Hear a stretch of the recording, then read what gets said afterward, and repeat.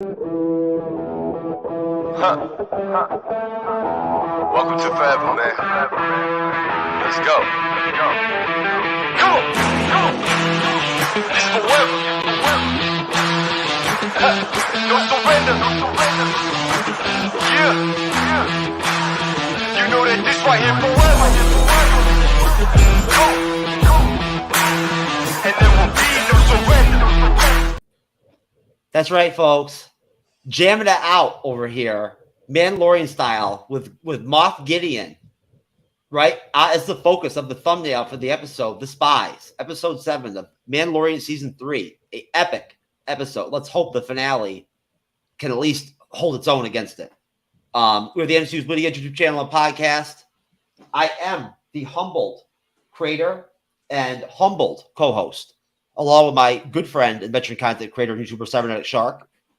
Over here, the Bleeding Edge, we are the team. And on the panel this evening, two of the finest and the best. Very Star Wars knowledgeable, much more than myself. Probably should be moderating the show, if anything, to tell you the truth. But here I am anyway. Leach, Jason Leach, hey, DJB Productions. What's going on, everybody? Good friend of our buddy Danny. Yes, right? Indeed. Decided to cross over and jump on the Bleeding Edge for a minute and whatnot. He's over here fucking me up with some acid-inducing fucking hallucinogenic green screen shit going down. Loving it.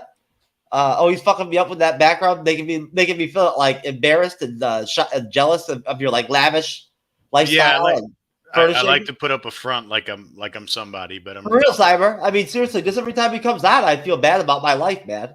You know what I'm saying? I mean, where the fuck's my piano? Shit. Okay. I'm just kidding. What the fuck would I do with a piano, man? Are you kidding me? Fuck that. Anyways. You can serenade all your ladies. Yeah. There you go. I don't need to serenade them, believe me. I'm not sure there's... When I find a lady, then I'll fucking serenade her. But anyways, Matthew's back. He decided to leave his Aboriginal tribe for the evening and whatnot and leave the bush. He was stopped at Blockbuster real quick. Circuit City real quick and whatnot. And here he is. He's on the panel again. What's up, bro? It's a pleasure being with you gentlemen again. Looking forward to it. Mandalorian episode 7 was a cracker. Hey, because of you, brother, we are reviewing Bloodsport on Friday, man. Because of you. I'm excited to hear that one. I'll be watching. Might even slip in some sly comments in the comment section. Yeah. Well, you know what? I'll send you a link anyway. You're welcome to come out and review it anyway. You've already done it, but I'm sure you wouldn't mind doing it again. Who would? I could probably review Bloodsport 18 times, mate. Where there's a few early episodes that we've done that we'd really love to go back and have another crack at. I think Bloodsport would be one of them. If you could get the whole team to come on, bro. Oh my god, that would be fucking classic. Yeah. Well, we owe a whole segment of our podcast to Bloodsport, the Stan Bush kick-ass credit song that we do every episode. So I'm telling you right now, I've got ideas in my head for the thumbnail and everything and the intro right now that are awesome. I'm gonna have the USA AOK bullshit right in the intro. It's gonna be awesome. Yeah. Leach, I'll invite you too, brother. I know you're a big fan of Bloodsport and you recognize, real true epic films like that, classics like that, Yeah, I love the 80s and 90s movies for sure. Yep. Nothing like seeing a naked John Claude walking around with his ass hanging out and everything and whatnot, Dude was out there getting it, baby. Yeah. Actual female nudity. Jeez. I miss it. Anyways, folks, here we are.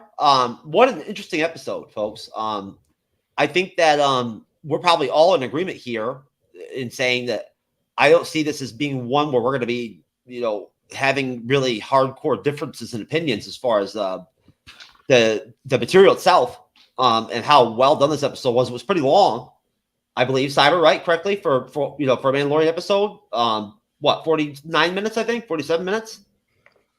I felt it was an average length for a Mandalorian episode. I mean, Definitely there have been shorter episodes, but I mean, I think for general purpose, like a normal episode of Mandalorian's around 45 minutes. So I would say it was around average. Well, go ahead. I think the flow of this episode, because it was so packed. Yes. That it didn't seem like long at all. It seemed like it was 25 minutes, but I think it clocked in closer to 50. No, you're right. You're right, and I think you're right. That's what I was going to say. Is there's just so much that happens. Yeah. Really, I mean, Matthew. Look, man. We start off right off the bat. They drop the Shadow Council right on us, right from jump, right? And they bring us back and reconnect us to episode 3, which I was hoping they would do at some point to pay that off in some way. At least talk about it, mention it, right? Mm-hmm. So they did. They brought back, pardon me for a minute. They brought back, because I forget her name at times. It's either Ellen or Ella. I apologize. We start off essentially with the episode. And by the way, folks, please support the MCU'S Bleeding Edge YouTube channel and podcast. Those of you on Facebook, please. I know there aren't a lot of you yet on our new Facebook page that are, that are following us yet. Please follow us. Please subscribe to the YouTube channel. Please support the MCU'S Bleeding Edge. Like us. Please ring the bell more than anything. Because, if you just know when we're live and you just watch us a couple times, you'll end up subscribing anyway. Just because of Cyber's good looks and Matthew's appeal to women and Leach's knowledge and then me. So there you go. But anyways, so we start off right at the bat with like some straight up Blade Runner type vibe. Going on. Yeah, I agree with that. Yeah. Like right off the bat, we've got Ella Kane from episode 3, who at this point I'm not even sure if she's like a triple agent or like what the hell her deal is. To tell you the truth, I'm not sure what side she's playing who with. To tell you the truth, I don't know. I'm not. Jason, is she even like a character in the novels or anything like that? Whatnot, or did they create her? No. I mean, she was created for the Mandalorian. But there's some rumors that I don't know if y'all watched the Bad Batch, the new animated series. There's rumors that she is one of the characters from the Bad Batch. I don't see that happening, but who knows?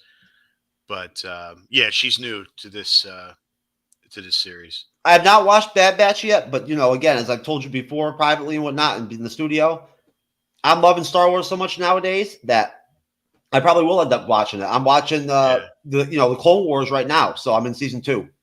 Okay. I will give you a heads up if you're gonna watch Ahsoka. We're gonna cover it. I would watch Rebels first. Okay. That animated series, because basically the Ahsoka series is going to be a live action Rebels continuation. So they had 4 seasons of like just great storytelling, and you'll understand the Ahsoka story a lot better having watched that. I'm writing it down right now. So Rebels is good. It was good. I really liked it. Yeah. No, Cyber, did you watch Rebels? I did not. I actually have not watched any of those series. Okay. I haven't either. Just the movies. Mandalorian is probably one of the first of the TV series I've watched, so it has opened my eyes or opened my mind to wanting to watch the other stuff. I just don't have any time to watch it. Well, you know what though? That you answered my question right there. I was just going to ask you: are you feeling the same way I am towards like I was telling Leach already? That I'm at the point right now where the reason I sent you the occulty Netflix thing the other day, whatnot, presented it to you is because it seems interesting to me. I question the hiring of the director, although she did a good job with Miss Marvel, and I don't want to get into this, but you know why. But at the same time, though, too, if we have time, if we can make it work, I'd like to try to review it too. But the Ashoka trailer, I have not seen yet. And actually, at some point in the show, like midway or whatever, I plan on just dropping it just to give us kind of a break. Instead of playing the Mandalorian trailer again, I thought we'd just play the Ashoka trailer, and not to try to subvert from the episode because it was a great episode, but I like to just watch it. Yeah. I haven't seen it yet, just some still images. But again, we get some serious Blade Runner type stuff going on Coruscant from jump. She's even got the trench coat and everything. And I guess she's basically in, I guess, what would be like the underbelly sort of Coruscant, I guess, where there's not much light. So everything's dark, right? The only thing they don't have that's missing from Blade Runners is it's not raining, right? I'm pretty sure. That's the only thing. And they don't have like the toxic air and all that crap and all that, I don't think. But either way, she's walking down the street and whatever. to go basically have a quick like digital meeting or whatever you want to call it, however they explain that or whatever, that tech, with Moff Gideon, who ends up being basically has a big role in this episode. I thought was great, like absolutely great, especially in the Shadow Council meeting, which we're going to get into in just a minute. Now she basically just explains to him essentially what went on, with the pirates and whatnot, and the Mandalorians coming in and defending Coruscant and whatnot and everything, and the fact that they're together, they're combined, right? Dejin, Bo, right? They're together. Yeah. And from there, we jump off, and that premise, Moff Gideon basically says right there, I'm going to take care of that. Like, he knows that obviously, even I know enough to know that like a united Mandalorian, even bringing back the world of Mandalore back united is a serious problem. Yeah. For any aspiring desire by the Empire to come back and retain power. Right. And I guess it's basically, and we'll get into later in the episode what Bo ends up saying about how the division between the Mandalorians is really its biggest weakness. But, based off just that intro, good job. Yeah, I like that, Danny. We'll do that next, brother. It's coming. I promise. I promise, brother. In fact, I'm surprised Cyber hasn't told me to go see that yet. Is that in theaters right now? I don't think it's out yet. No, they just dropped the trailer. Oh, okay. Oh, well, you know what? I can't wait to do a trailer reaction on that, man. That's going to be fun. Yeah, you're real funny, Daddy. It's good to see you, brother. I would rather seen you on the panel, but it's good to see you in the comment section, my friend. Good to see you. And Danny, of course, is from DJB Productions, and that, of course, is the essential home of Mr. Jason Leach. Yes, indeed. So, thank you, Danny, for the present of Mr. Leach. So, guys, starting with you, Cyber. Just before we get into the Shadow Council meeting, and then our first, I guess, delving into the actual Mandalorian situation and the actual Mandalore, the Mandalorian himself and Grogu, our favorite, character, Baby Yoda. What did you think of that whole? For one thing, what did you think of the setting and the when I mentioned the whole like Blade Runner vibe, right? And then what are your thoughts on Ella Kane? I remember what you thought of episode 3. It was kind of half and half for you or whatever and whatnot, and I looking back at it, I don't think it was all that great of an episode either. But not as bad as maybe some people did. What did you take out of it, and what did you think of of her talking to Moff Gideon? Well, when she popped up, I was like, oh, God, this chick again. I was just kind of like, oh, please, God, no. And I was like, this is a character I don't need to see again. Are they finally going to get to the, kind of the point of what this character is? Which, once again, they really didn't. But I mean, I get where you're coming with the Blade Runner vibe. I get that, but that wasn't my first thought. I just felt it was very 80s club vibe to me is what I got. And so I'm thinking that's why, Blade Runner, because it came out in 82, makes you think of kind of that time frame. That's kind of what they went with, I felt. But I could definitely see why you would think that. But I got like Dirty Club vibes in that beginning sequence there, looking with the color structure that they use and everything. And I mean, it was great to see Moff Gideon finally come back. I absolutely love Giancarlo Esposito. I think he's a fantastic actor. He was fantastic in Breaking Bad. And it was great to see kind of their combo, and you could just see how evil Moff Gideon has become. Like, because when we first met him in season 2, you knew he was a bad guy, but you kind of saw some reservation from him. He wasn't as open about certain things. And so in the sequence, I felt that you really started to get the real vibe of what was really behind what Moff Gideon was doing. And you could really tell that, he really is kind of like the main bad guy, kind of the storyline here, and that he had a lot going on, and that, his breakout and framing the Mandalorians was just another kind of like added bonus to him, taking on what he really wants to do. And but yeah, that chick, I just was like, oh God, I can't believe she's back in it again. but their conversation I thought was like very simplistic. I didn't think it was anything great, but I did think it was a really great way to start the episode and kind of get Moff Gideon back in there and kind of getting you up to speed on kind of where he was at. Okay, and spinning that off over to you, Matthew, then to you, Leach. Same question, but then if you want to add anything to that, feel free. If you want to expand off that, whatnot. If you want to add anything, bring anything up with Moff Gideon, this insertion, the decision to, overall, to add as such a huge element, I guess you could say, and finally give us this, finally give us this real influence of the Empire in the series. Well, I guess we've never really known where Moff Gideon stands in the Empire, like what his real role is. Is he a Darth Vader type? We don't really know. Like, unless you've read some of the other stuff, you don't really know. So what I enjoyed about it, one, I really loved seeing the Imperial probe droid. I thought that was unreal. I really loved that. That was great when she goes and talks to the probe droid, and I thought that was really cool to see that. And that's what they do well, I think, in Mandalorian. It's those little snippets of fan service that they know people are going to really enjoy. But I think that the Shadow Council was great because Moff Gideon knows he's sort of in charge, but no one else really does.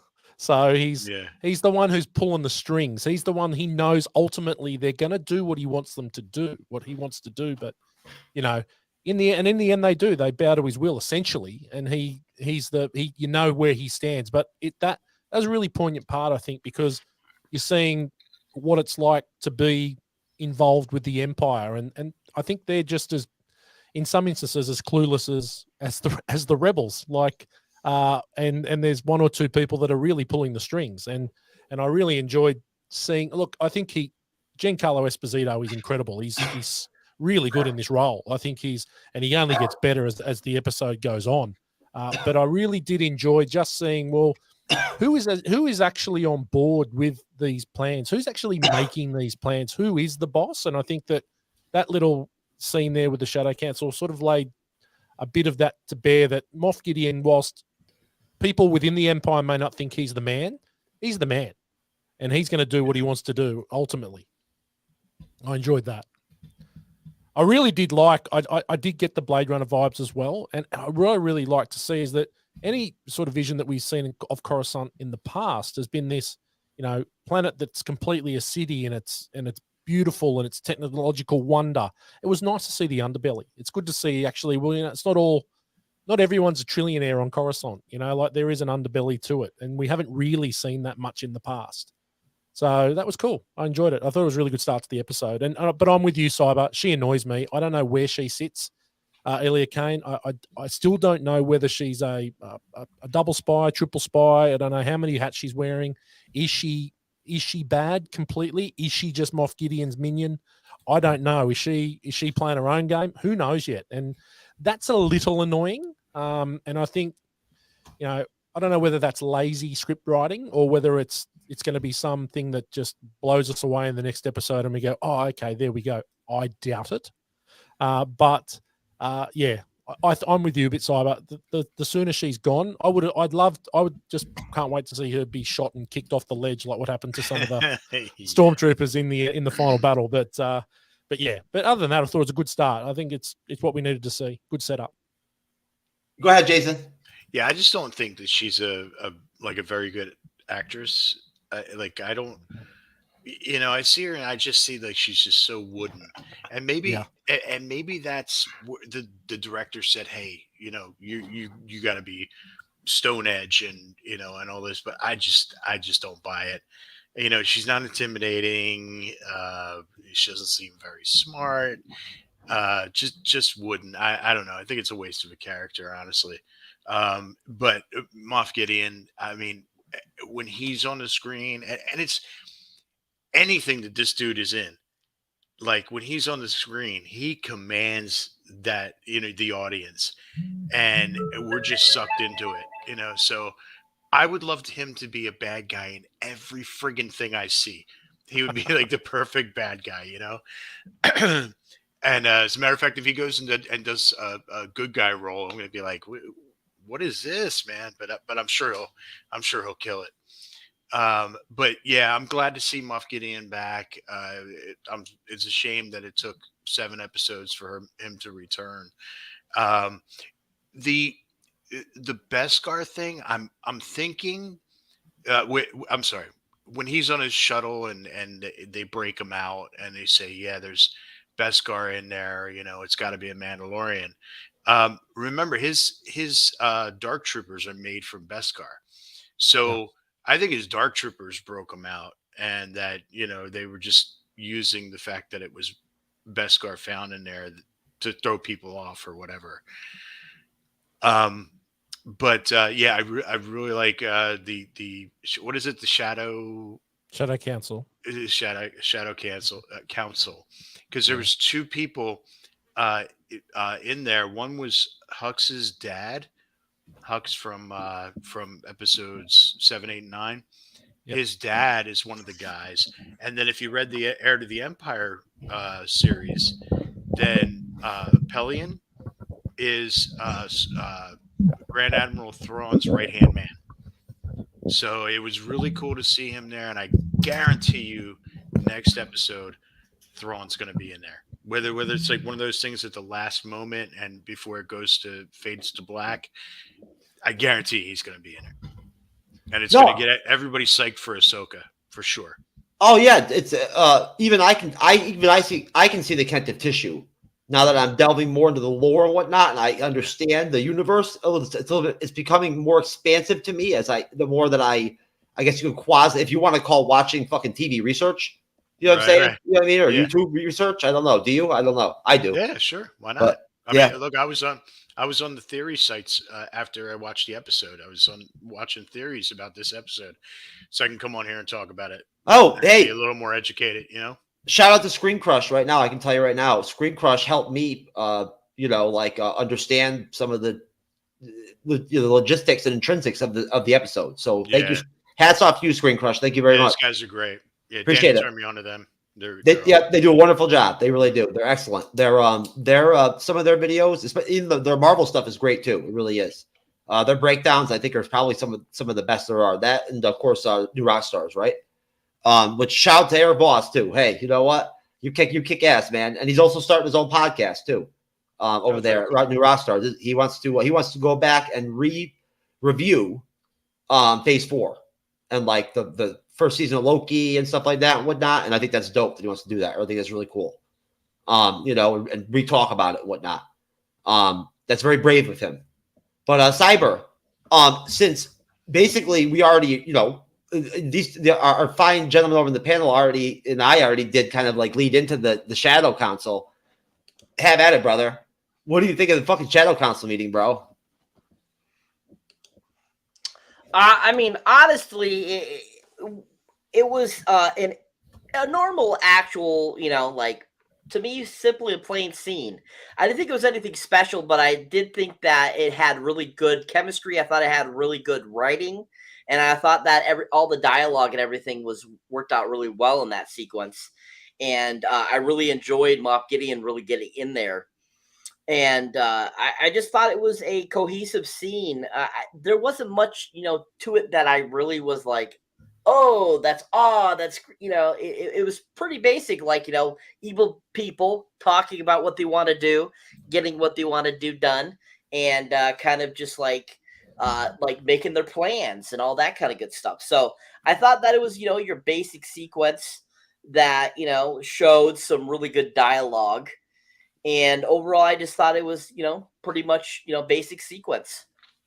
Yeah, no, and I'm personally just learning about Admiral Thrawn, for instance, and whatnot. And of course, I understand that, basically, I got this from watching YouTube, from watching watching YouTube videos. Essentially, I understand that there were novels that actually explain his whole background, his race, everything and whatnot, how he ends up with the Empire, like who he kind of is individually. I understand. I grasp his place in the Sith Order, right? Like way back in the day, you know what I mean, and whatnot. And I'm assuming, essentially, if I understand correctly, Leech, that when they talk about, when I believe it's Pelion that says, oh well, we need to be patient because without Admiral, without Admiral Thrawn, our military won't be as strong as it should be. Yeah. Right. And, at that point, when they talk about the, what was it? Was it Project, Project Necromancer? Yeah.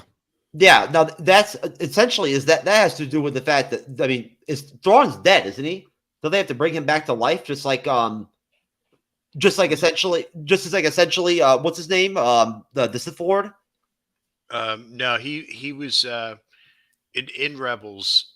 He and Ezra Bridger got into this conflict. And do you remember in the first episode of Mandalorian season 3, they're going in hyperspace and Grogu's looking out the window and you see those images outside. They're space whales, I think they're called. Yeah. And they can actually travel at light speed.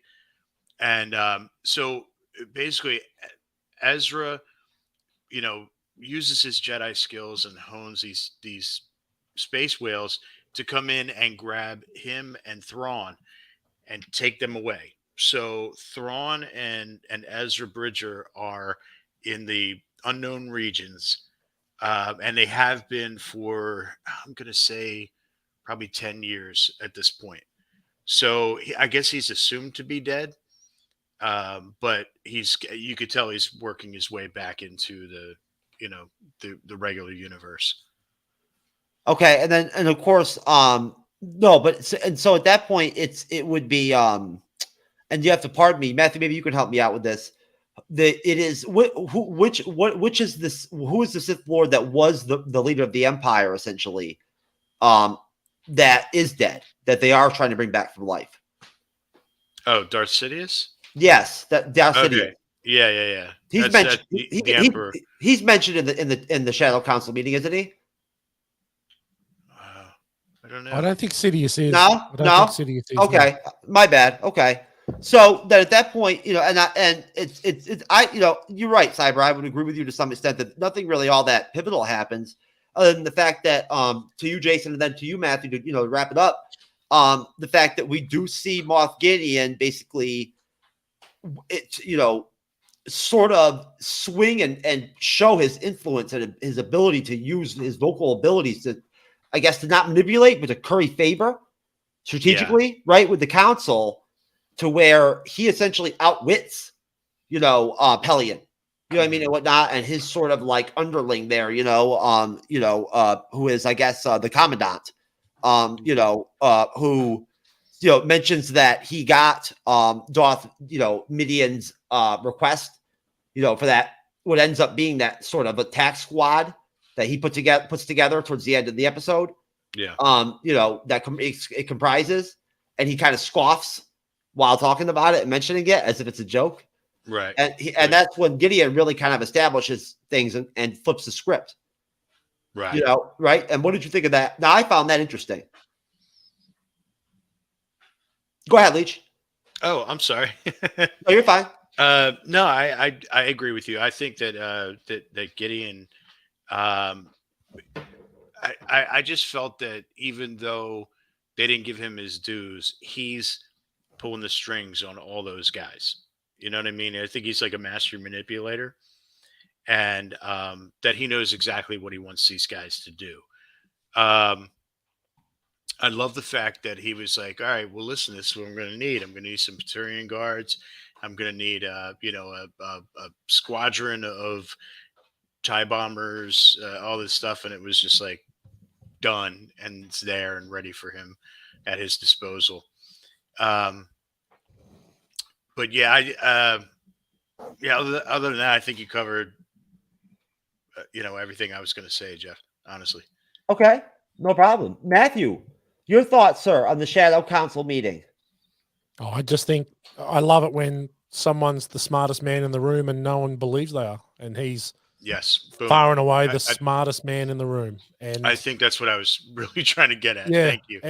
And I think that they think so less of him that they don't even realize they're being played, and so the smartest man in the room gets what he wants in the end, and That's why he's Moff Gideon and the rest of them are in shitty grey suits, essentially.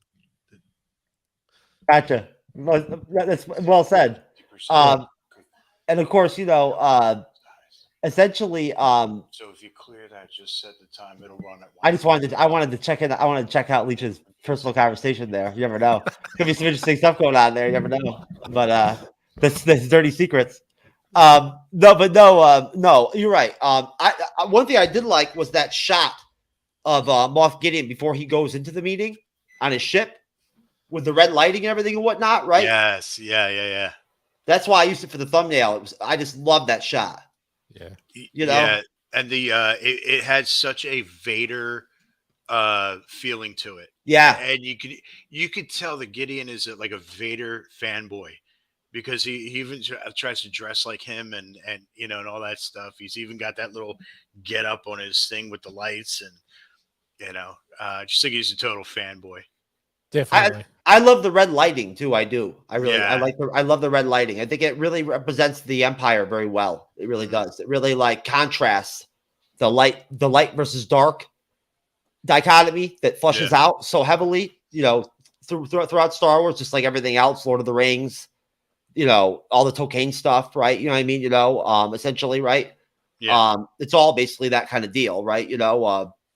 But so at that point from there, off the Shadow Council meeting, again, Gideon makes it very clear, he doesn't, well, you see it in the Shadow Council meeting. I don't remember her name, but the one female member, when he mentions that the Mandalorians are going to retake Mandalore as a united people, she actually seems in fear.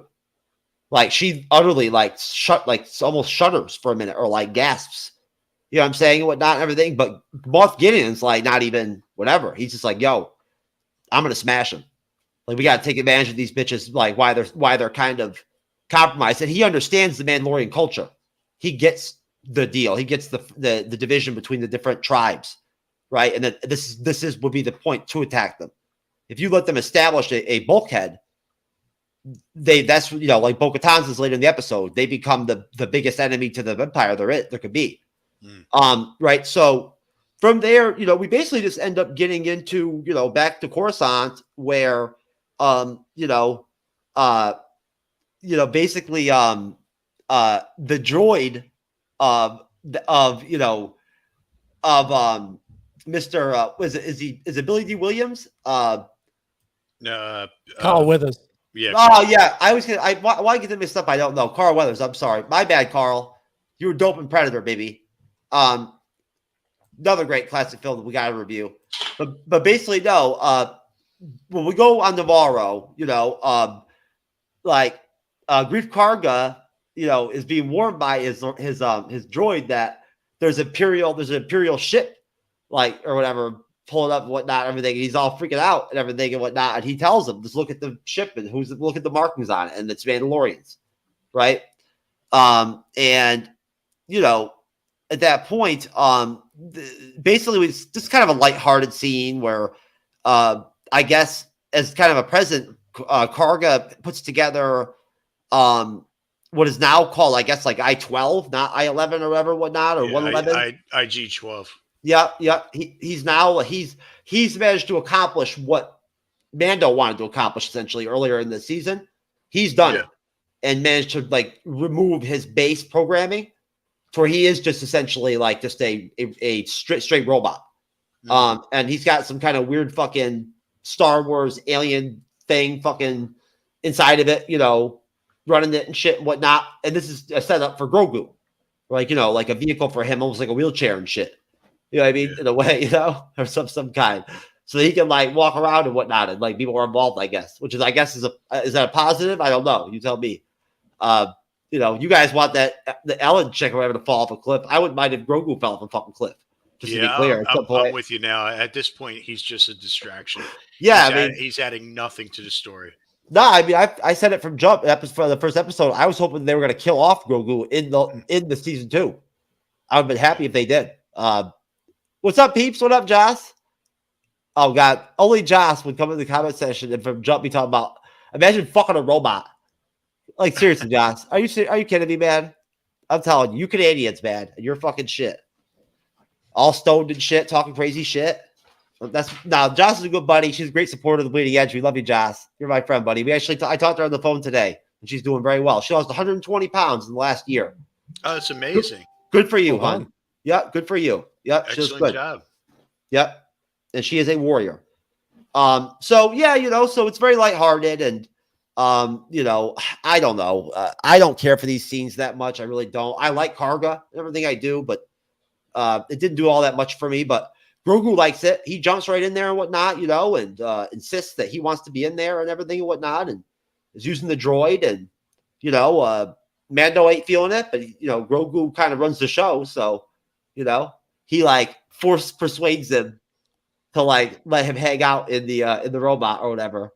And at that point, basically, like the rest of another tribe of the Mandalorians appear, right? And are welcomed by the armorer, who says, let's have a feast or whatever, or a meal or whatever, whatnot, and everything, and basically from there, we see, sort of we get our first, sort of in this episode opportunity to see the different tribes of the Mandalorians kind of come together, which again, I now understand and grasp what those differences are between those tribes to some extent, and what their differences are, what they believe in versus the other ones.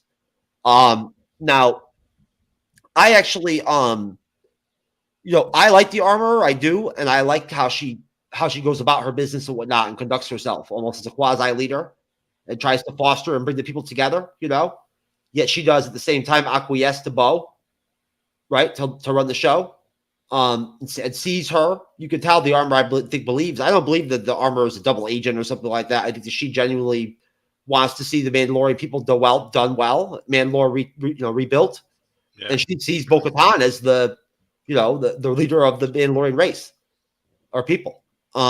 So basically at that point, before the feast, Karga also gives Mando like some booze or some wine or something or whatever. I don't even think Mando drinks. But besides that, in the whole hilarious Grogu scene, we then just end up essentially with kind of Bo in the camp, essentially telling the whole group that hey, we're gonna take back Mandalore. That's gonna be our quest. That's what we're gonna do. Explains the situation there as far as what the whole deal is there, what the current situation is on the planet, what they're facing, what the strategy, what the plan should be, and whatnot, and everything, how and whatnot. Ask for volunteers, and of course, everybody's down. Everyone's down to go and handle their business, including of course the armorer. And Paz Vizsla is there, who I even know who that is now, and he's freaking killer. He's fucking awesome. Oh man, he is dope. Yeah, dude, it's dope, man. Oh my god, that final scene. But so essentially, at that point, the fleet leaves Navarro to start their mission, and as they're going back to the home planet, they get there, and they're scouting. They see a plane or something, a pirate ship coming from the horizon. And this floating ship kind of comes in. I don't know who it is, but it's Mandalorians. And now, and feel free, Cyber, Matt, Leach, to jump in and help me on this if you can. If I understand correctly, these are Mandalorians that surrendered to the Empire, I guess is what the one gentleman said, or something like that, or whatever. And that they feel like almost like they betrayed the way. But they of course say that they'll swear service to Bo and whatnot and everything. And of course, then we get that epic, sort of epilogue from her saying, "No, I failed you. Like I'm the one that made the deal with Moff Gideon. I gave him the freaking Darksaber, right? And he fucked me, and then he fucking destroyed our planet, right? And so basically, if I understand correctly, that tribe wasn't the one that actually stayed on planet, right? Oh, I took it as the opposite. I thought that they did stay there. That was they were the ones. Okay, yeah, and they were just like scavengers, but that's just my opinion. They said they went underground. Yeah. And they came back to the surface and they just scavenged and basically Yeah. went out. And so that's why they're starving. They're hungry. Yeah. Yeah, and they're fed and they're weak. And you know, as they come together, and they head together, you know, on this pirate ship. Even the armorer, you know, says to Bo, look, these people are too weak to fight. You know, I'm gonna have to take some of them back and whatnot and everything. Right as they're about to do that, the leader of that tribe basically flat out says, you know, oh, you want to go to the forge? Well, we know how to get there. Yeah. So at that point, Matt, you tell me, brother. Besides I know how much you really enjoyed, probably your favorite scene of the whole episode was the Grogu scene, right? You know, but what are your thoughts on that whole kind of spread there and the coming together again of the Mandalorian people?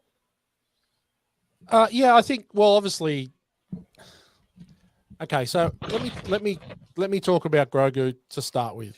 Okay, so my 9-year-old daughter is in love with Grogu, right? It's the beginning and end of her world. She's got about 10 of them, different sizes, different shapes. Who is it? Right, and so, but I'm a bit now with you guys that what's his purpose in this story now? So if his purpose seems to just be comic relief, then move him on.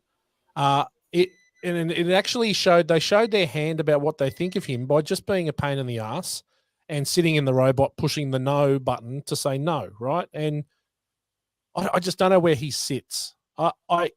So that's there I go. I've had my say about Grogu. As much as he was like, I loved him to death in the first season, probably into the second season as well. I'm over it now. Move on.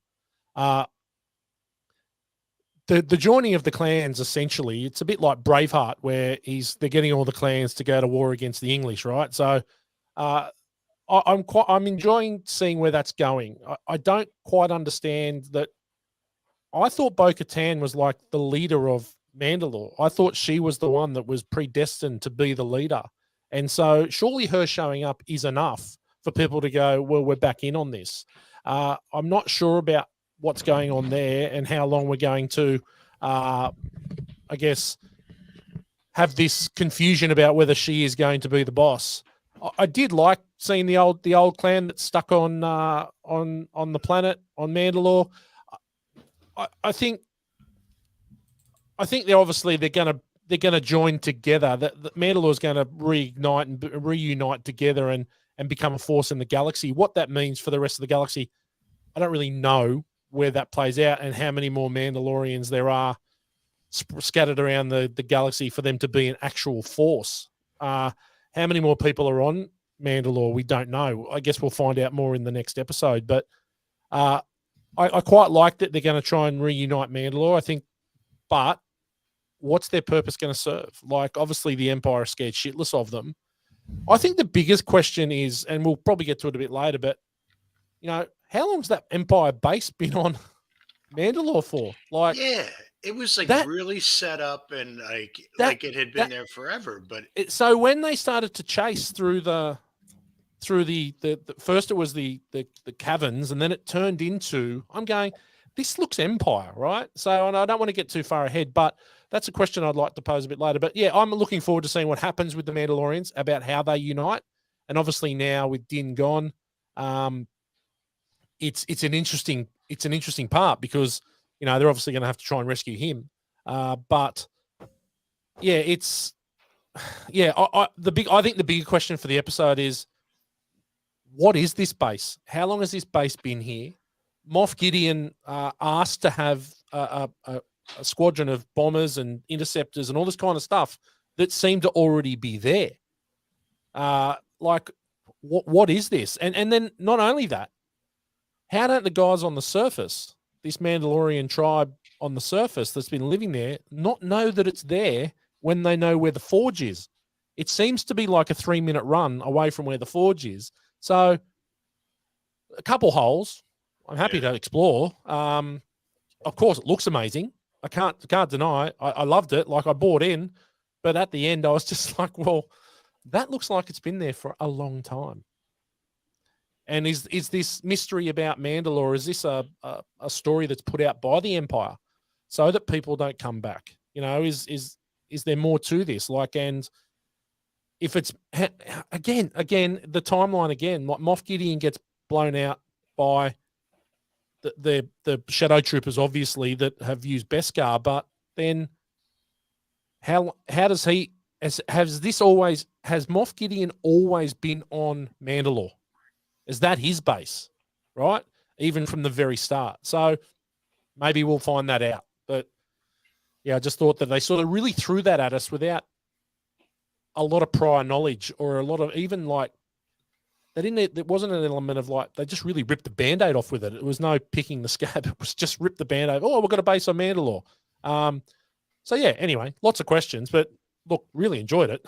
But no, you know what, Cyber. I like, and you know, I don't want to go too far ahead either. Yeah, I don't think there's anything wrong with mentioning the final battle of the episode. They actually have a final battle. Like, I don't know any other way to describe it. yeah, I mean, it was like an MCU film when you have the final battle. They had the final fucking battle up in this bitch, right? Like, it was that legit. You know what I'm saying? And that epic. Like, the Mandalorians are no joke as a group when they fight, man.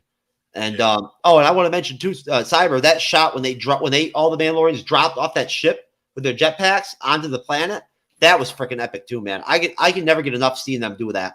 Yeah. I love it. Don't you just want to do it? Like, no, I don't want to. No, I don't want to do it at all. Dude, No, I don't. No, dude, if I had a rocket pack no. and like I had the option to, no. but how good are they just in battle? They just like a little jet to move out of the way of a Dude, laser listen, blast. I'd rather give Chewbacca a blowjob, bro, than have to fucking do that. All right. Well, you'll be fighting Jazz for that. So Cyber, yeah, I mean, Matt brings up a lot of good points. Now, and of course, you know, people, you know, out there. I mean, I can see all of you right now. Like, I pulled up Twitter for a minute, and there's 13 of you right now on Twitter. You can feel free to like weigh in on this or whatever. And you view on Rumble right now. But like, you know, Cyber, do you think it's possible that with Moff Gideon that he doesn't just wear the Mandalorian armor just for whatever, that he actually also buys in to some extent? In a way, like, you know, he has no problem with mixing Mandalorian into like his little soldiers and shit that he creates or whatever, right? Their clones or whatever, right? Do you think that he follows? So he sees something in the Mandalorian way, and the code to some extent, possibly, and maybe that's why he did build that base, or did he just see the threat, maybe on the planet and whatnot? And I mean, also, he just good. The same. I gotta agree with Matthew that it makes. How the hell did anybody survive on the surface of Mandalore? Like the scavengers, like they're hungry. How are you alive? You know what I'm saying? Like, I mean, what do you eat? What were you eating during this time? And we saw, those creatures in the one episode. I mean, anyways, but no, Cyber, please, sir. Any thoughts on anything you want to add to what went on during that whole part? Did you enjoy seeing the Mandalorian different sects and tribes come together? I mean, honestly, like, to answer your question about Moff Gideon, if he was into Mandalore or not, I just think he sees them as a threat, and that's why he wants to destroy them, because he knows if the rebels were to, rebuild and they asked the Mandalorians for help, that the Mandalorians would be very logical to ask for help because of just how, powerful they are, because there's so many of them. Which, before this, like, if you were to have just watched the movies, or you really didn't even had it, we had just say the original trilogy, from 77 to 83. The only Mandalorian we ever knew about was Boba Fett. So who knew that there was so many Mandalorians out there? I mean, this is the way. That was something new that was introduced when we were watching, the first season of Mandalorian. And, as time has progressed, I mean, there's books and stuff like that they probably mentioned this kind of stuff in over the years. But in mainstream movies, there's not really been a lot about it.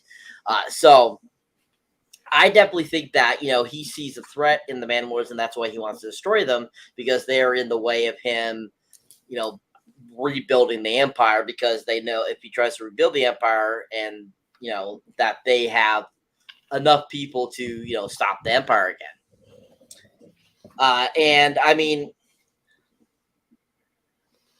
that the whole sequence there, with the Mandalorians that were still on Mandalore that had kind of sworn themselves to the Empire, Bo-Katan's speech and stuff like that. That was all very interesting. I didn't think it was anything spectacular, but I definitely was I was sitting there agreeing with her, like, yep, it's your fault. It's your fault. That's why this is all screwed up. You really screwed the pooch. And so I think that there's a lot more, to that story eventually that, we might get. I don't know. We might. But at the same time, I was kind of like, I was like, that's good to know that, you gave up the lightsaber to Moff Gideon. And that's how he originally had it in, the second season. So I was glad they kind of brought up that storyline to kind of connect the two preceding seasons together to understand that. And then, I mean, I thought that it was interesting that they had that huge monster creature that they showed there briefly. And I was really sad that it didn't have much there. It just showed it kind of open up and kind of smash their ship, and then they went into the underground there into that cavern, and I was like, oh man, I was expecting more like the alligator in the first episode, and but I still think that creature looked really cool. I thought that was really cool, but I was like thinking to myself, I'm like, why aren't they like veering away from it, trying to get away from it so it doesn't like destroy their boat, I'm like, why did they go right into it? Like, I get it, they need to get into that cavern, but they could have figured out a way to get in the cavern without, I'm like, just like, this was kind of stupid. I'm like, no wonder they're pirates. And that ship was kind of interesting because it was very much like a pirate ship, which cracked me up kind of a little bit there. And I was like thinking to myself, I'm like, is this Disney like, trying to kind of like, waver in on their pirate films there a little bit? It reminds me of some other. I've seen another film or something before that had like a similar ships like that could go on the fucking water or whatever and whatnot. I just can't think of which one it is. Like with the biplane deal. Yep. Like it was very similar to that, I felt. And so I was kind of like thinking that as I'm watching it going, I feel this is a reference to Pirates of the Caribbean a little bit here, Disney. And are they making another film? Supposedly they're supposed to get Johnny Depp back, so hopefully they will. I mean, it was stupid what they did to begin with anyways, but yeah, I mean, that's the kind of vibe I got from that ship a little bit. And so like when it first pops up and you're kind of like, they're like, okay, they're talking to the people and they're yelling across to each other.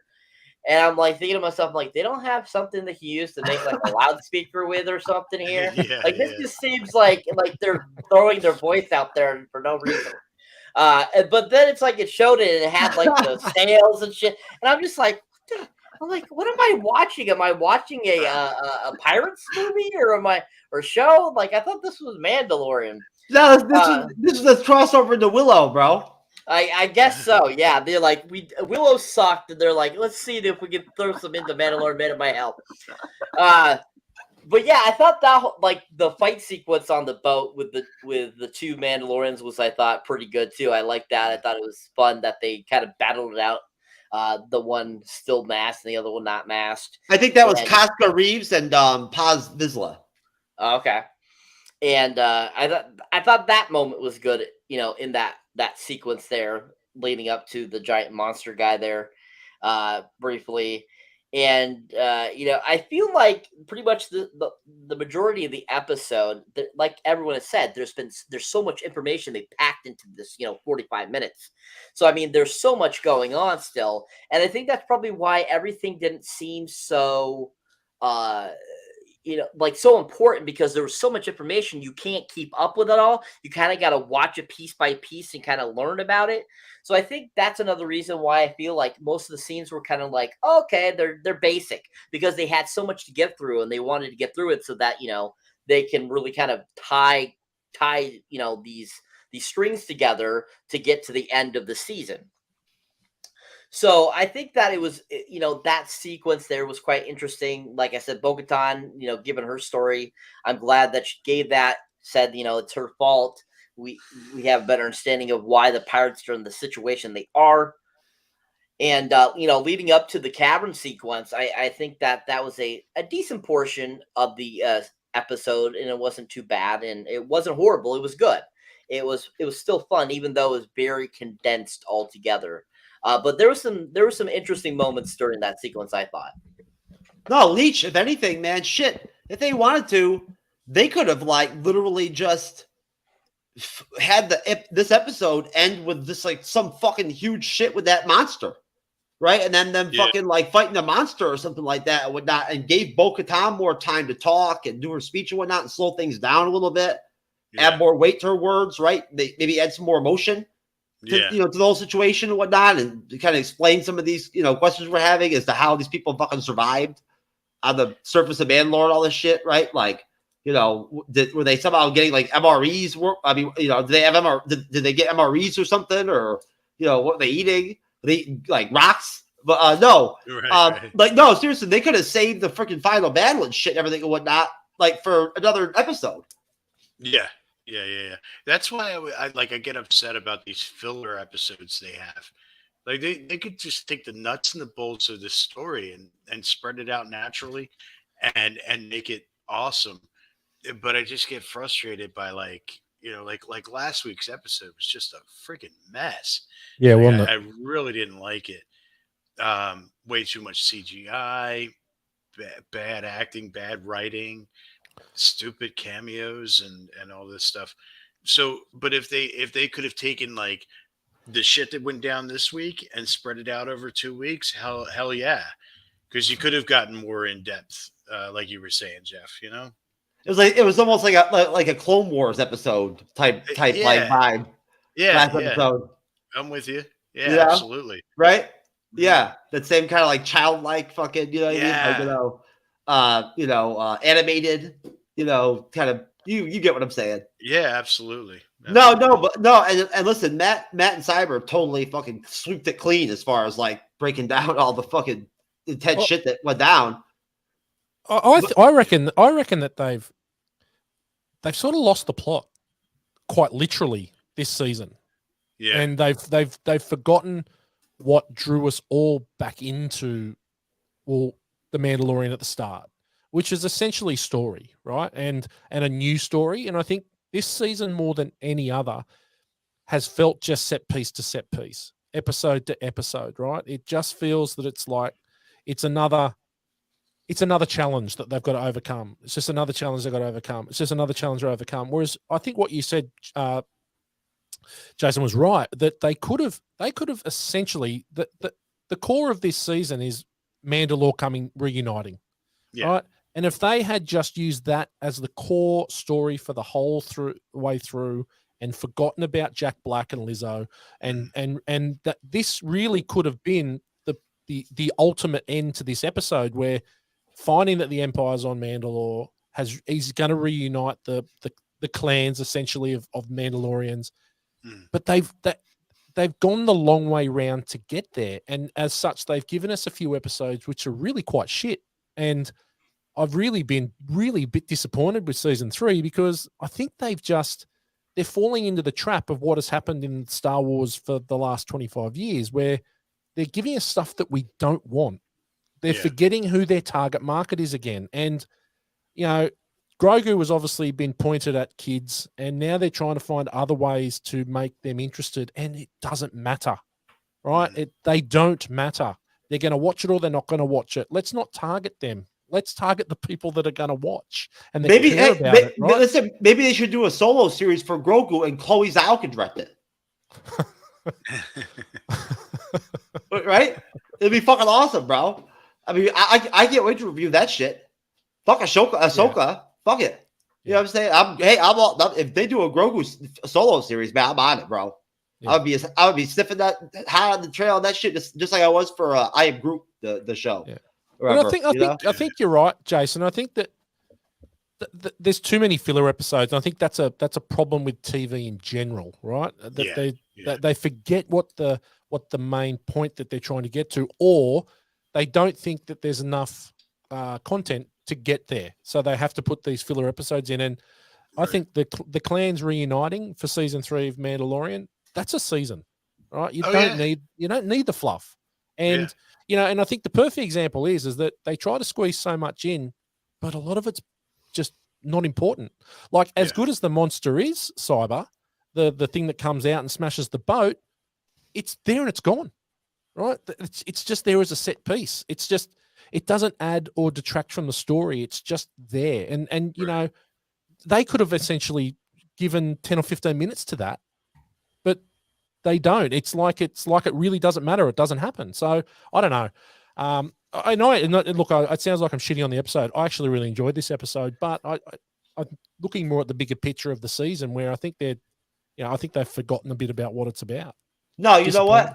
No, but you know what? I'm glad you mentioned that. I do, because you know what? At the end of the day, when I tell people what we do, I tell people that we basically have a live stream discussional show. That's what we do. We do live stream discussionally based shows, right? That are moderated with a panel, right? And the discussion is what drives what we do. We entertain people through discussion. Mm-hmm. And then I talk crazy shit and talk about sucking dick and fucking smoking crack and all that shit too, right? There you go. You know what I mean? And and I bring interesting people on, and I play crazy shit and all that. And there you go. I wear fucking costumes, and I'm a Tuscan translator sometimes, all that. But at the end of the day, though, it's the discussions. That's what we do. And at that point, my role is to give you space and give you room to discuss what happened and whatnot. And for you, what I said to you in the private chat, I meant as well that feel free to expand on the season as well. I mean, we only have one more episode after this.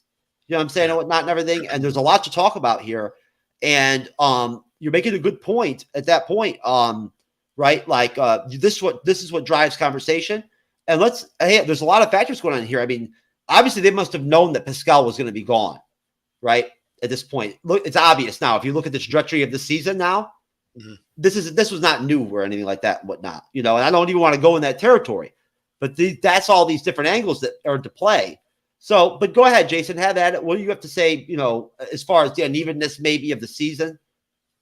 Yeah, I think I made my point there. What I did like following what we were just talking about. I've tried before this series started to understand the lore of Mandalore and all the different sects and all this stuff, and I just couldn't follow it. When you're just reading it, and it's almost like learning a new language. But I think this season, or not this season, but the series has really taught me, the different sects, the children of the watch, and the boat people, whatever they're called, and then the the strict Mandalorians and things like that. I finally have a better understanding of oh Mandalore, my God. I'm sorry, dude. You fucked me up with that boat thing, man. I just forget what they called them. But after Cyber said their shit about the pirate ship and Pirates of the Caribbean and shit, whatnot. I call them fucking boat people and shit, dude. I'm like, fuck. Johnny Depp's buddies. Oh my God! I was surprised Johnny Depp didn't pop up in the fucking scene. Yeah. I mean, seriously, you know what it is though, Cyber. I think Kathleen Kennedy, honestly, she cut the budget on that monster scene, right? To redirect more money towards the Barbie film. You know what I'm saying? Right? So you can't blame her, right? But no, Cyber, do you have anything to add? Basically, just off what Matthew was saying, as far as I guess maybe an unhappiness. Of course, we're all hearing this stuff out there publicly on YouTube and in the media right now. How disappointed a lot of people are, the critics, in terms of how the season is doing compared to the other two. I got to be honest. I haven't been disappointed with the season. It's exactly what I expected it to be, simply for the fact that because of how the entertainment industry has gone the last 3 years since 2020. And I'm not shocked by what Disney's pulling with this season, because with pretty much everything else that's come out in the last 2 years, it's all been pretty much a shit show anyways.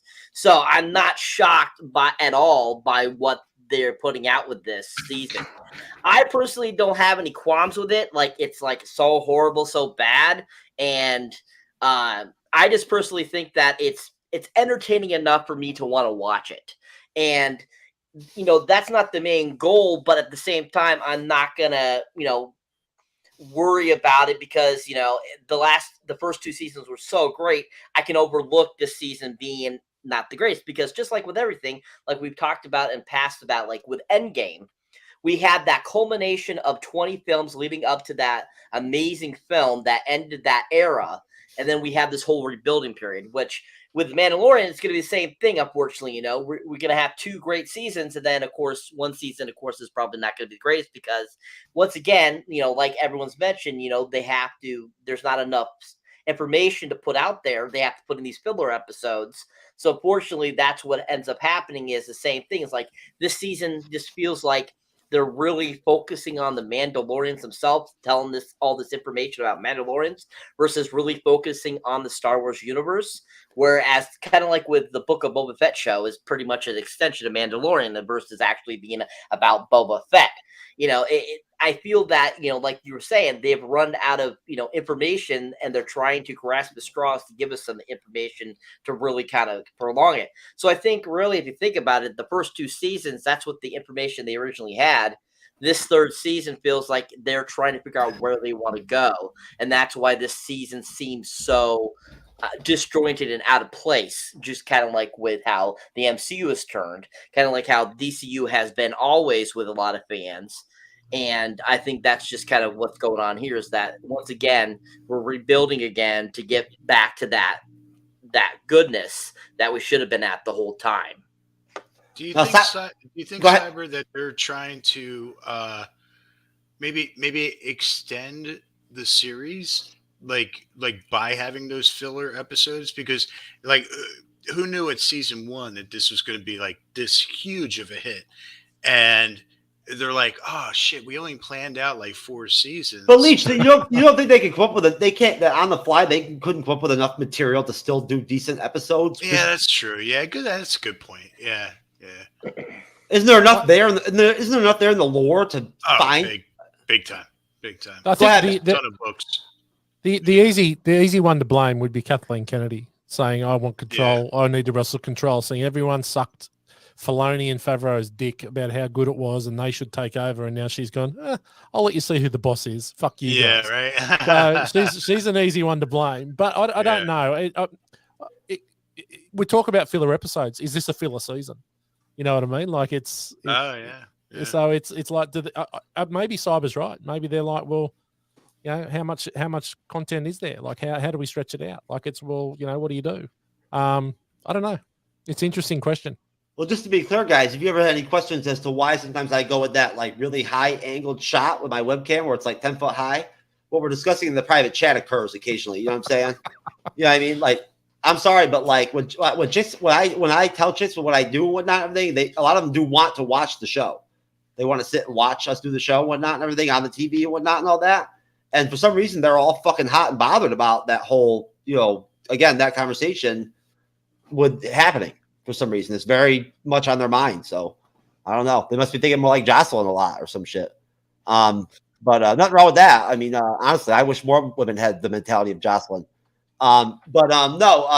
Overall, I think Cyber, you basically just fucking like opened up a premise that could be 5 shows of worth of conversation in terms of like the last fucking 3 years just being garbage, right? Like besides Willow, right? And cunt face Kit and everything and all that. And of course, I mean, hey, Rings of Power wasn't bad, but it also wasn't all that good. Hey, but you know what? I'll tell you what is dope though, folks. I'm going to see The Lord of the Rings, The Return of the King tomorrow night, maybe in the theater for the first time in my life. I can't wait. It's just going to be hot. Oh, nice. Isn't that dope? Yeah, that'll be cool. Throwback. It's the 20th year anniversary. Is it it's the extended version too, like the 4.5 hour thing? I don't know if it is or not. I don't think so. It is, mate. I think it is. You It is, take a pillow. Is it? Take a pillow and a It's blanket. the extended. Is that what I sent you earlier, Cyber? That is the extended version? Yes, sir. Well, you're gonna be in there for a minute, bro. Well, I told I organize meetup groups, Jason. These are like I've got 4 people going with me. This is our first event. Very like, cool. I picked this as our first event to see The Lord of the Rings. I was going to see John Wick 4, and as I was looking through the Regal Cinemas catalog, what they had in the future, looking for John Wick 4 dates, all of a sudden I saw they had all these throwback events. I didn't even know they even had. Oh, And cool. yeah, so I mean, it's gonna make my job easier as an organizer, man. Yeah. You know, They're releasing they're re-releasing Return of the Jedi on April 28th, I believe. 28, yeah. For the 40th anniversary. I can't wait, man. If they Like, would just to see that in the theater again. I just wish it was like the original version, not The the, original special version, editions, yeah. you know. Yeah. But I'm there. if they would do me a salad over at the Regal Cinemas down in the corner here, I would even pay them $500, man, if they would do an Avengers night and play the original Avengers film one night in the theater, so I could see it one time in the theater, man, because I didn't get to see it in the theater. Okay. I saw it on the TV with my family. Don't get me wrong, I'd never want to take away that experience I had with my daughter and my parents and whatnot, and everything watching it. Yeah. But it's still, definitely a theater movie. That's one you got to see in a theater. Yeah, I'm very jealous of all of you that saw it in the fucking theater. I really am. I won't lie. That's one thing that does make me jealous is that all the fucking MCU films I didn't see in the theater and other people did. Pisses me off, man. But either way, and I'm not trying to mingle. But yeah, Cyber, you opened up a can of worms on that one, man. Like talking about like where the entertainment's going. I think that like this things are getting to a point where it's almost like there's the short attention span type mentality of our culture right now or whatever, especially our youth. That's so obvious. That's becomes so clear and also some sort of a devolving in a way societally, I think, or culturally, is also like being impacting and being used as a strategy or being read off of by these companies and they're producing this content in a way, like, you know what I'm saying? They have that type of like focus towards what they're doing, their jobs, and like their planning and whatnot and everything, right? They're just like jumping as they go almost. But yeah, it's another conversation. Either way, just to break things up a little bit, I wanted to play the Ashoka trailer. I haven't seen it yet. I know all three of you have. Yeah. But so if I fanboy out a little bit and everything and whatnot, and I look more like happy and like all intense and shit than you guys do, don't blame me or anything. It's not my fault. Right. Would it be funny if like instead of that I played the trailer for the new Grogu Solo season that's coming out?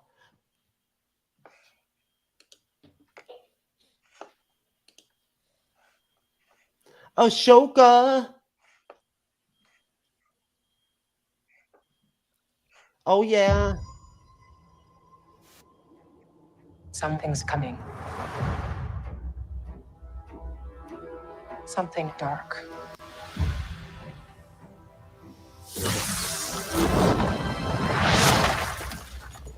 I sense it.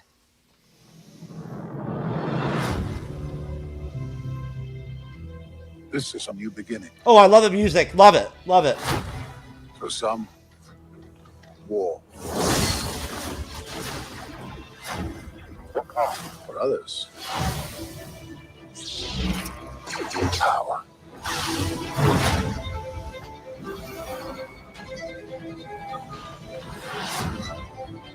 It's been a while.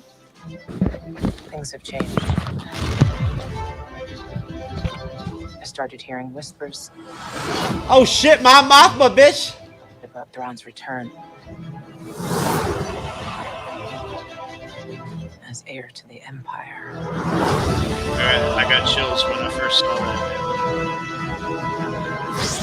We have to prepare for the worst. Is that who I think it was? The Jedi fell a long time ago. I don't think so. He's okay. There aren't many left.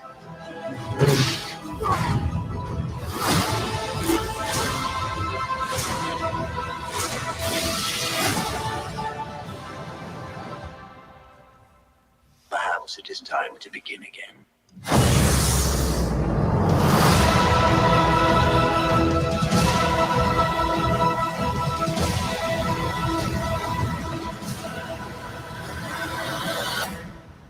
All right, that's it. That shit, you know what? That shit actually, I think, finally cured my permanent erectile dysfunction from fucking She-Hulk episode 7.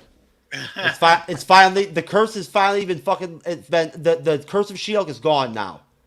Right there. It's over. Thank you very much, Ashoka, for providing that for me. You've really rejuvenated my life. And you've now, I don't have to talk about Shield anymore now because of that trailer. There you go. Cyber, I want you to make sure I drop a quarter in the fucking She-Hulk talk shit jar every time I mention her at this point from now on. All right, seriously. Okay, sir. All right, no more She-Hulk. All right, Ashoka. Okay, there we go. Grogu. I'm gonna start making fun of Grogu now and talk shit about him. That motherfucker should have died. Die, bitch. Fucking Grogu. The fuck. No. I mean, no. seriously, no, how did Grogu not fuck? How did Grogu fucking survive that fucking final battle, bro? What the fuck? That fucking that robot thing can't even run. I don't know how he got through the hole.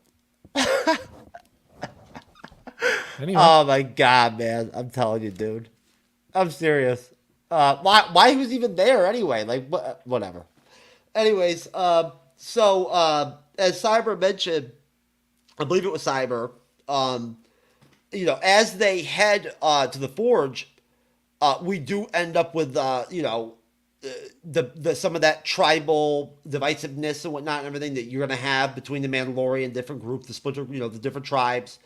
And of course Grogu jumps in and stops, you know, fucking Pez Vizsla, right, from killing. I'm not sure if that was Axe or if that was Casca Reeves. Either way, you know, one of the heads of the tribes is about to kill him. You know, but hey, good show by by whoever it was that fought him, because he held his own against him for a minute. He did. He fought him. But Grogu stops him with his robot, who says what? Just like Matthew says, no, or whatever, or some shit. Whatever. You know, and Bo-Katan has to like do her ceremonious like adulation towards Grogu, to Mando. Your apprentice is well trained or whatever, whatnot, all this shit. So whatever, but that's great. So either way, good fight though. And from there, you know, basically, of course, we get the fucking rock monster, dude. Like, I don't know what the hell was going on. I thought that was when the Empire were gonna fucking attack them. Right there, that's why I thought that was. Yeah. Right? I'm like, oh shit, and there they are. There's Moff Gideon. Like, fucking A. They're about to fucking, like, you know, just throw a fucking fleet of fucking TIE fighters at him and share receptors or whatever and whatnot and just fucking start drilling them. But no, it's fucking Godzilla. Like, Godzilla's other, you know, his third cousin or whatever and whatnot, the shorter one, you know, is over there. You know what I'm saying? We only see him fucking, like, for long enough to be able to, like, barely even get an idea what he looks like. But he's pretty big. And he does, I think, come out of the fucking mountain, basically. At first I thought it was the sea, but it was the mountain. He literally came out of the rock. Yeah. So what that thing was, I have no clue. I looked it up. I could not find it. There's nobody could name it. But it was not. I can tell you one thing. It was not the friggin' the what do you call it? The Manosaur or whatever. Oh, the Mythosaur. It was not the Mythosaur. No, it was not the Mythosaur. No, that thing was freaking crazy though. Of course, it fucking like again though. It just destroys the ship immediately. Like there's not even a fight. Like I would love to have seen the Mandalorians fight the damn thing. They fight everything else. Why wouldn't they have fought that? Right. I mean, that's what they do. So whatever. They all come united finally and whatnot, and their first fucking like act as a group, as a team, or whatever, whatnot, is to bitch out. Yeah, like go hide in caves and shit because it's some monster. Right? When you start the fucking season off with some epic battle against some fucking like alligator monster motherfucker that like Bob is shit. Come on now, that don't make no sense. Anyways, either way, still fucking dope though. Except for the fact, of course, that the boat people lost their ship. So, you know, I hope they got insurance. Hope they got Geico, baby. Right. You know. It's gonna be a long walk back. Do pirates do insurance? I don't know. Who knows? But either way, so at that point they hide in the caves, but they're close to the forge, right? And so they get to the forge, which is no problem, Leech. I got you, brother. Okay. No problem. But no. So basically, they get to the forge, and you know, it's kind of a shithole, you know, and whatnot, and everything, and it's not as grand as it used to be, and all of a sudden, bam, you know, here comes, you know, Moff Gideon with his force. He's gotten all his reinforcements and whatnot and everything. We get the huge battle, right? We you know, the Mandalorians think for a minute that they're actually winning, and they start pushing against them and going forward, and they go all in and start, you know, shouting and, you know, and shit and everything and whatnot and everything. And before you know it, they get caught in a trap. in what looks like almost like an Imperial hangar, almost. Yeah. That's been like there for years. Like it's Or well, 6 minutes. Or 6 minutes. yeah. We don't know. I mean, Not sure. seriously. I mean, no, but I mean, it was massive. It was expansive. The ceiling must. I mean, I couldn't tell, but it looked very high. It was a huge chamber, right? And well lit. They had equipment in it, whatnot, and everything. And they were outnumbered massively. There's TIE fighters and shit there. There, these basically what I guess they are. What Moff Gideon says is essentially with a mix of Jedi, Mandalorian clones, right, and with the as you said, the what's it called, the obscure armor or whatever, The Beskar armor. Yep. Yeah, which is the same Which- material. That's which the is same material as for the lightsabers, right? Well, it's a lightsaber resistant. So Oh, okay. so unless you're holding a lightsaber there, like for minutes, it's not gonna go through it. Well, I mean, from there, I mean, Leech. This is what you have a chance to get in here before you take off. At that point, like they're outnumbered. I mean, Mando gets his ass beat. They grab him. Yeah. He gets taken. And essentially, it ends up being again, sadly we don't get much of him. We get Paz Vizsla decide to take one for the team. Yeah. And he covers the retreat so that the rest of the Mandalorians can basically survive. Yeah. Through the hole that that Bo cuts with the Darksaber. Yeah. Right. But at that point, he says this is the way. Takes on the whole team, whatnot, everything. And he's kicking ass. Yeah. He Right? did not go down like a bitch. No, he did not, Yeah, man. for sure. No, he reminded me of the Mountain from Game of Thrones. He did, in a way. But no, and then at that point, basically, unfortunately, he takes on those Praetorian guards, and that's pretty much he's done at that point. I mean, he puts up a good fight against him even at that point, and that's it. That's finite. It's his death. Yeah. So, Leech, your thoughts before you dip? Okay. Yeah, I wrote down some notes. Don't mind me if I get my glasses on here. Let's see. Okay. So, question I have is why does Gideon want Din Djarin so bad that he makes sure that he comes through, shuts those doors, and has him tied up and everything? What does he want from him? Why is he so special that that Gideon wants from him? Does anybody have a clue? It's because he's actually managed to he's the only actor or actress that actually managed to be in 2 decent fucking TV series in the last 3 years. Very true. But It's so an something's interesting there. point. Yeah, something's there that like I don't know. I don't know. Maybe they have some history that Din Djarin's not aware of. I did want to mention I totally love the Star Destroyer with the Mandalorian insignia underneath. Was awesome. And I wrote down here, what are the chances? Oh, so I was watching some theories, and as you know, this season has switched from the Mandalorian not so much being Din Djarin, but everybody inclusive. So what are the chances? And I've heard that Pedro Pascal is having some issues with, like always being in an armor and all this stuff. What are the chances he gets killed next episode?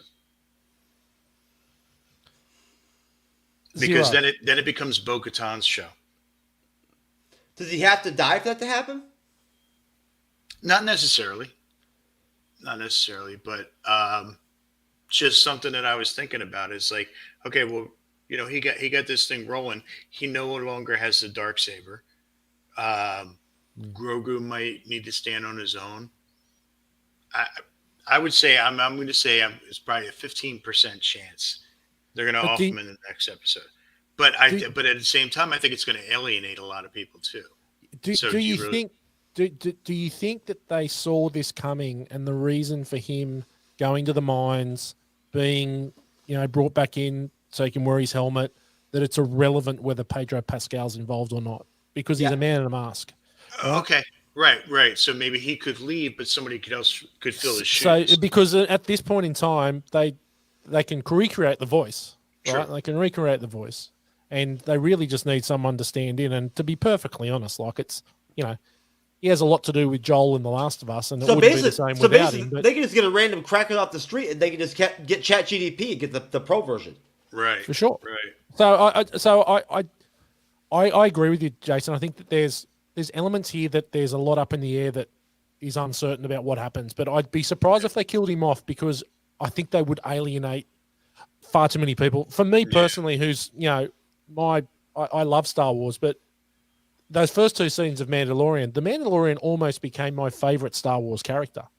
Yeah. Right? Yeah. No, like I he agree really did. with that. And this is a guy that's been around since '77 with Star Wars. Yeah. Like I'm not a fly by nighter. So Right. how many people do they piss off if they kill off the Mandalorian? Probably a few. Yeah, more than a few. Yeah.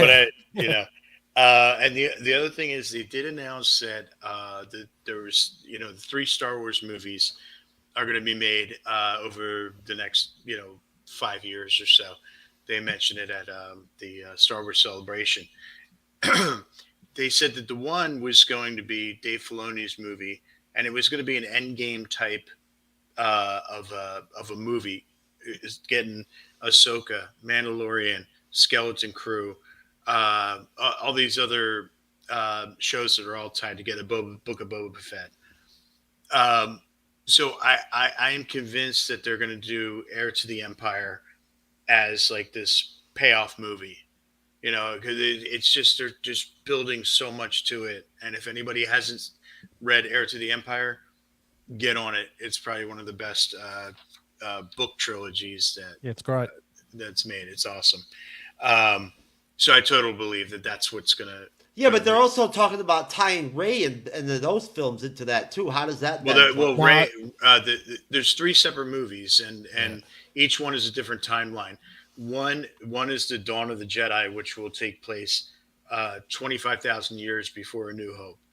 Then you have the Dave Filoni one, which is going to happen around this area of, the Mandoverse.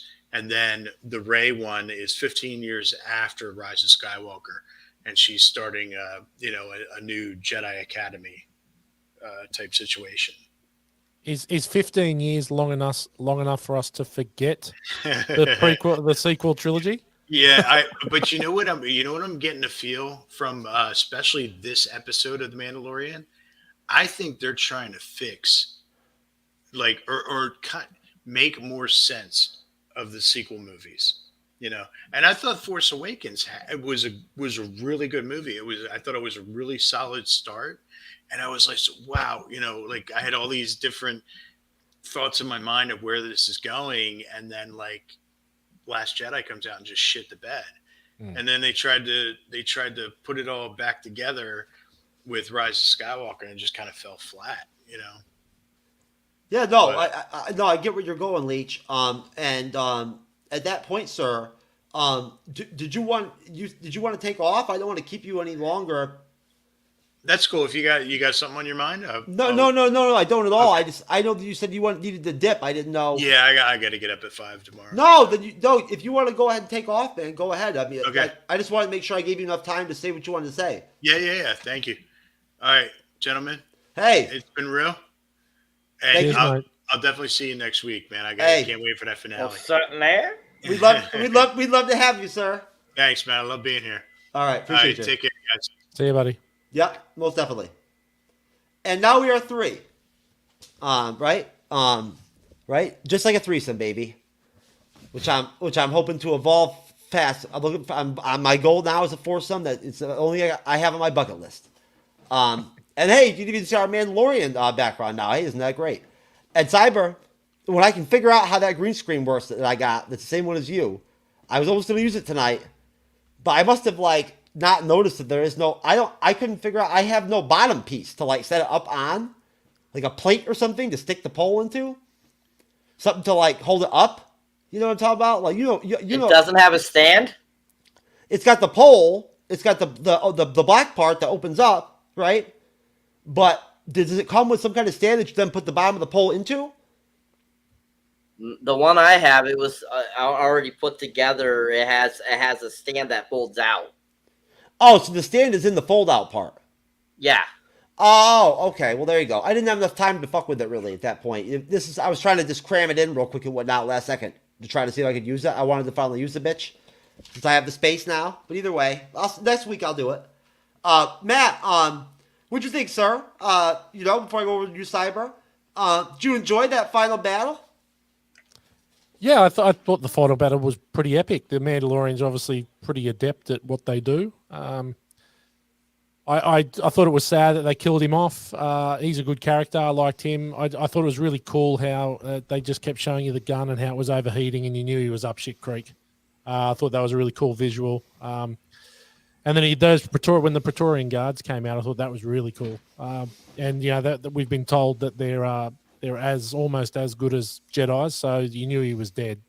And I love that they didn't shy away from them actually piercing him with their swords. You had two of them in him to kill him off in the end.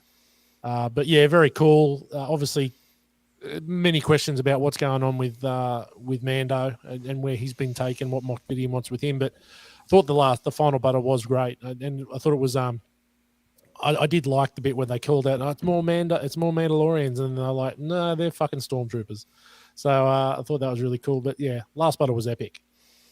I loved him killing them and kicking them off the ledge. I thought that was really cool. No, hey, Cyber, it definitely gave us a surprise, right? I mean, the Empire didn't just have a presence; they came in and kicked ass.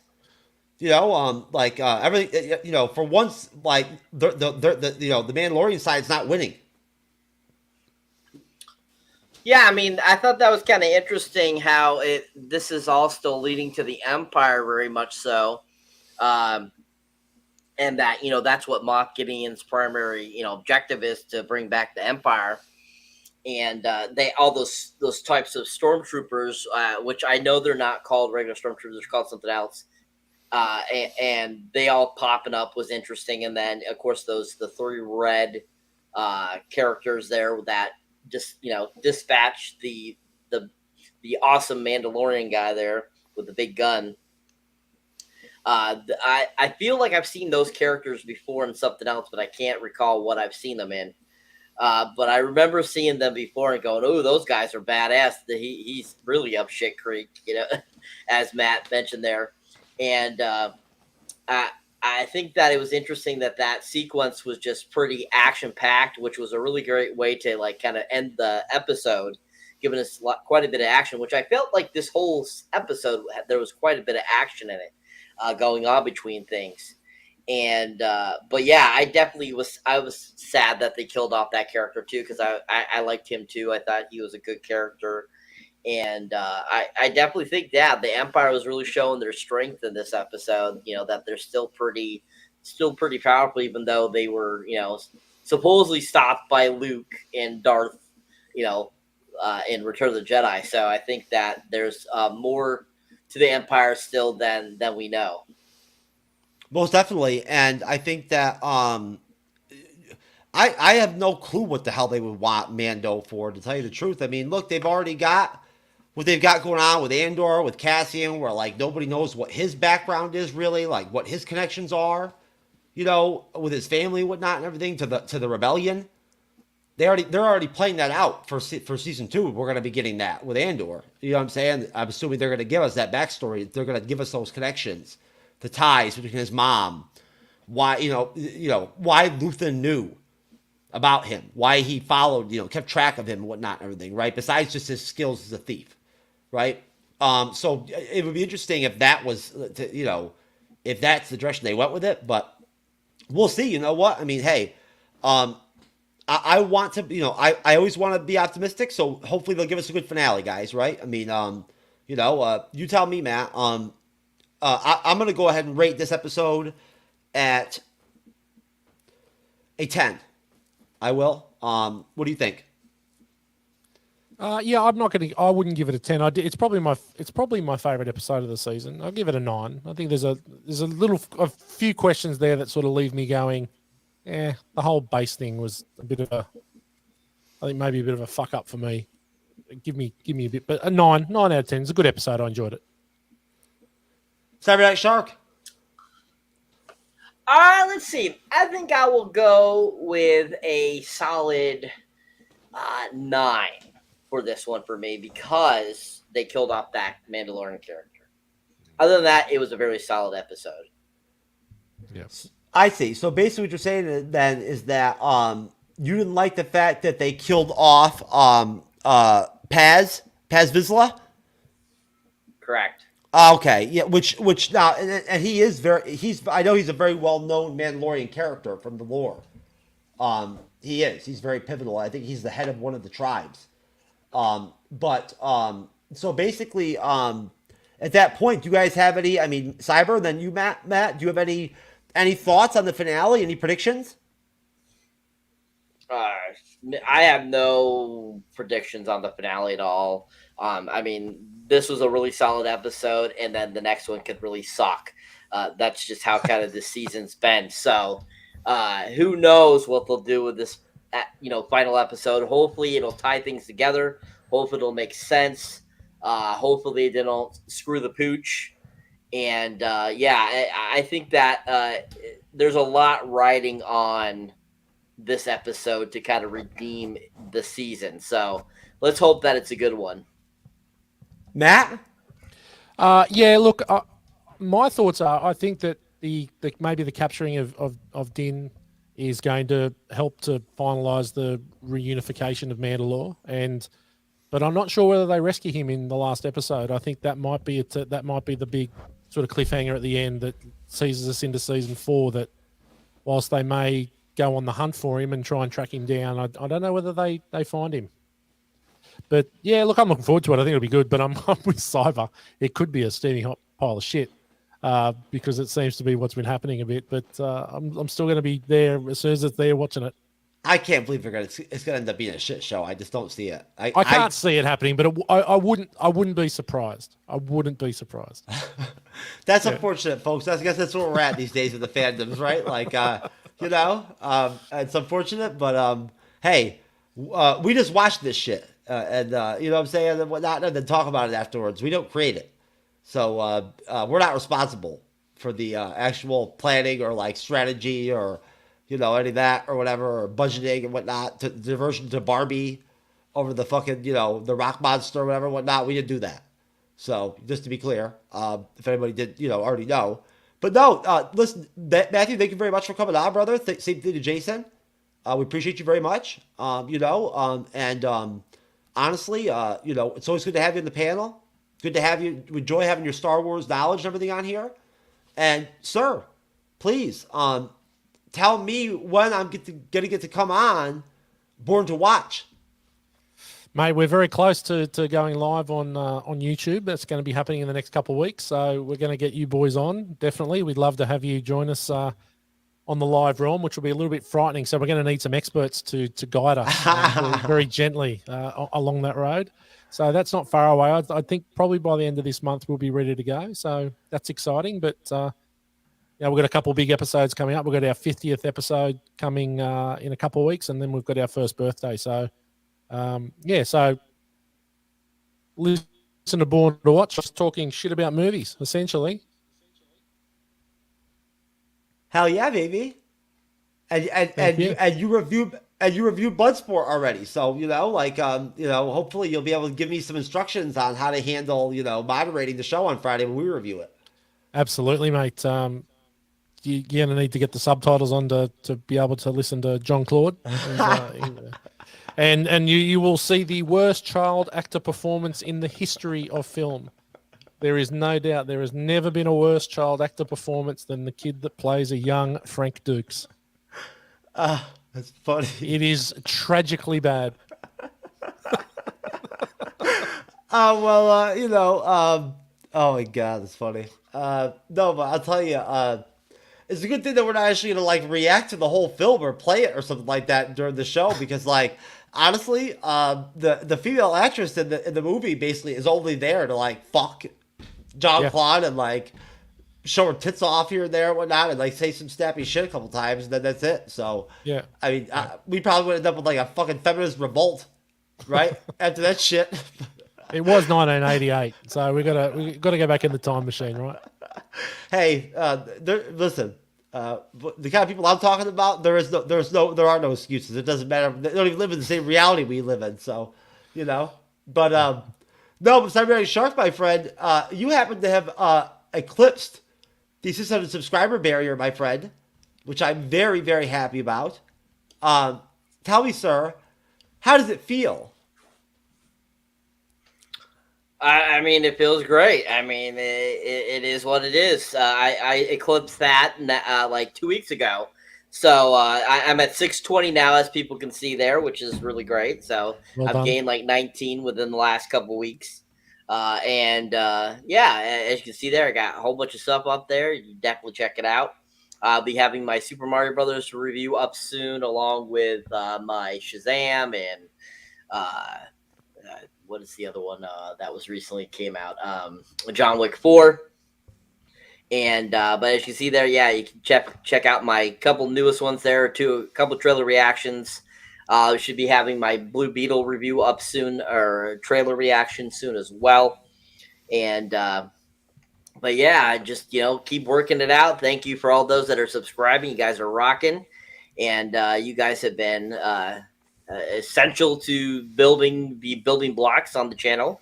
And yeah, let's get to that 750 mark, the next kind of big goal that I'm trying to hit, and then from there 1,000. So yeah, you guys are helping. So thank you very much, and just keep an eye out, and you'll be seeing new content. Well, Cyber, thank you, sir. As I mentioned in the private chat, you fucking killed it on the panel tonight, baby. You were dropping bombs. You know what I'm saying? Just straight fucking on fire and shit and whatnot, belittling my fucking moderation skills and whatnot by outshining me and shit on the panel as usual. Which is okay though. I can handle it. But no, folks, look, we love Cyberneticshark. I love Cyberneticshark. He's my man. All right, I'm over here fighting with fucking goddamn fucking Rockville and fucking Ticket Gate, whatever the fuck right now. Just trying to fucking get them to freaking work with me a little bit and whatnot on a simple package, so I don't have to get shit on money financially and whatnot. With me and Cyber go fucking jam it out and go to Rockville and Daytona Beach, baby, which is gonna be dope as hell.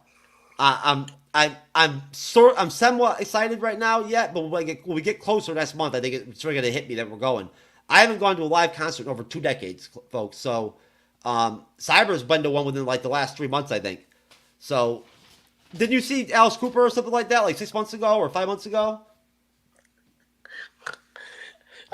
No, I haven't seen Alice Cooper since 2021.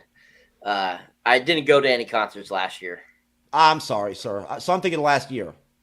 Yeah. No, 2021 I went a few times, but not 2022. I haven't been echoing the whole time. I feel like I feel like I'm hearing an echo. I turned off just recently. Just recently, yeah. Okay, I turned off the cancellation just during the trailer, and I just turned it back on. But either way, no, folks, please support, Matt. All right. And again, Matt, I really appreciate you, man. Folks, Matt is from Australia, 12-hour time difference. He does not have to be here. He's only here because, he's good people. He enjoys being on the show with us, which I really see as a compliment. You're a great guest, brother. Can't wait to meet your mates. And Cyber and I would fucking love to be on fucking Born to Watch, man. It would be great. Absolutely, mate. Yeah, it'd be dope as hell. And folks, please, like I said, support the MCU'S Bleeding Edge, ring that bell, be notified, so when we're live. All right, because you never know, especially when I'm moderating. Even if you miss the first 3 hours, I might do another 3 hours at that point, right? You know what I'm saying? So you never know. A couple of shows ago, I started off with a guest panel, lost them, and then brought another one on and changed the entire fucking topics and went out of the show and continued to do another show. And then went solo for another hour after that. So there you go. There you go. It was fabulous. And I just let ChatGDP step in for me for a while, right? If you haven't noticed, I'm plugging ChatGDP, baby. I'm trying to get their attention. So just to be clear, I want that free package, bitch. You know what I'm saying? I'm trying to add some gravitas to my negotiating abilities with them. But no, folks, listen. I hope you have a great rest of your week. I hope you enjoyed the show. Those of you who catch us as just, straight video version, whatnot on YouTube, which, is where we get the majority of our views on YouTube. We appreciate you very much. Hit that like button. Please support Born to Watch. Please support Cyberneticshark solo content. All right. Have a great week. Have a great weekend. Friday, 9:35 p.m. Eastern, 9:35 p.m. Pacific, we do our review of Bloodsport. Andrew, staff writer of Geek News Live Network, will be on, along with a slew of other wonderful guests, I'm sure, in the panel. And then on Sunday, I'm continuing the article I started last Sunday, basically, boiling down to, from, I can't remember the media source, but having to do with the best 9 acting performances in the Marvel Cinematic Universe, phase 1 through phase 4. And last episode was very interesting. We only got through about the first 3 picks. So we'll see how we do this Sunday. But I guess it'll be Cyber's turn to pick the next actual film review we're going to do after Bloodsport. It'll be interesting. We'll have to see. But for Cyberneticshark, for Matthew, for Jason, and once again, Jason, thank you very much. Thank you, Danny. Thank you, Jocelyn. Thank you for all of you on Rumble, on Twitter, Twitter Live, Periscope, whatever the hell, Twitch. We love you, especially you on Rumble. We'll see you next time. Take care. God bless. And keep it real, baby.